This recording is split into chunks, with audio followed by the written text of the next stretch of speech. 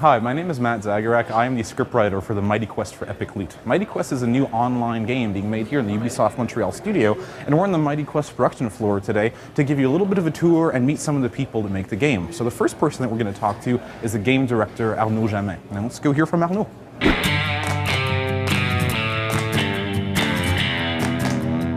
Donc mon rôle sur le projet, c'est de définir une vision pour l'équipe, mais de plus en plus, c'est d'écouter les idées de l'équipe et aussi les idées de la communauté qui émergent pour finalement enrichir la vision. Donc la force de Mighty Quest, c'est de mixer deux gameplays, un gameplay d'attaque hack and slash, addictif, avec des sessions courtes, et un gameplay de défense dans lequel le joueur va pouvoir utiliser sa créativité pour créer le château le plus meurtrier possible pour les joueurs qui vont entrer dans son château.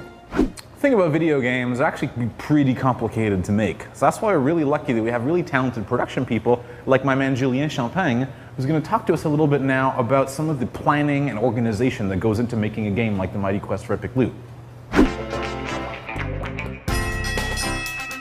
So the biggest difference between a free-to-play and a retail game is the fact that a free-to-play production is never over. We have to keep feeding the game with new content to keep it alive. Just like any other game, it can take years for a free-to-play to find the perfect balance in its core game loop. The Mighty Quest is currently in its closed beta phase, but for the team working on the project, the game has already been live over a year. And this all began with the first test when we invited our friends and family to play the game. The way the game evolves is that we release packs on a regular basis. So a pack is a definite number of features that were carefully designed and scoped by the team. They go live once every month, so this gives us just enough time to make significant changes to the game without asking our players to wait for too long for the next update. One of my favorite parts of the game is just how funny it is. Now, the game's humor comes through in several ways. It comes through funny characters and dialogue, but also through a really funny visual art style. So now we're going to speak with Geneviève, who's going to tell us a little bit about what goes into actually making that good art.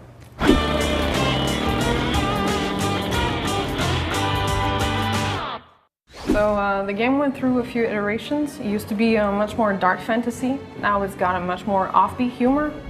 So how that transcribes is that we play a lot with the contrasts. We play with proportions, but especially contrasts. For example, we've got the Cyclops. He's huge, he's badass, he's going to kill you. At the same time, he looks super dorky and picks his nose.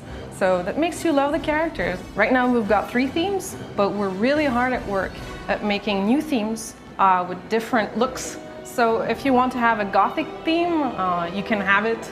If you want to have a lava pit, you'll have it eventually. So it really is a way for you to have your own identity. So here's the thing.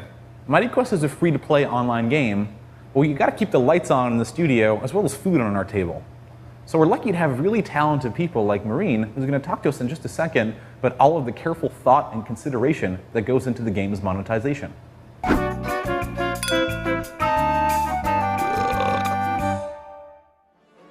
Our monetization system is based on easing progression, it's on convenience, and it's on, very soon, going to be customization. So can you play our game without spending any money? Absolutely. You can go from the very beginning to the very end of the game without spending any hard currency. It was really cool to read recently that one of the first people to get his castle and his hero to max level, he announced that he did so without spending a dime.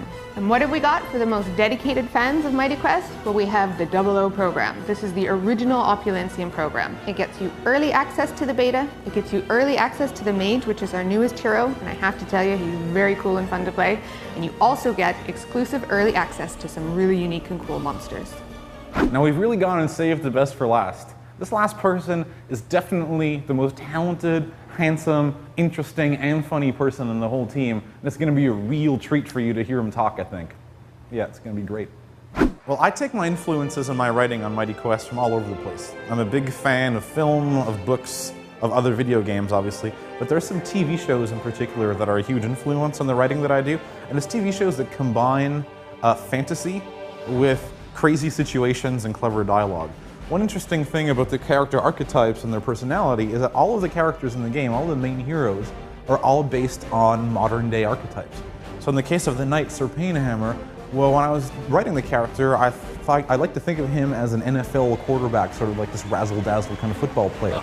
Yeah. Writing a game that's online multiplayer, like Mighty Quest, is obviously a very different prospect than writing a more traditional video game with acts, characters, narrative arcs, etc., which is not something that we really have in our game. What we do have in our game is a story that is built by players. The story of the game is really the story of players looting each other's castles, defending their loot against others, competing, bragging, showing off, and that, I think, is the real story of the game. Thanks very much for watching the video. That's all we have for you today, but stay tuned, there'll be plenty more to come really soon. So thanks a lot, take care.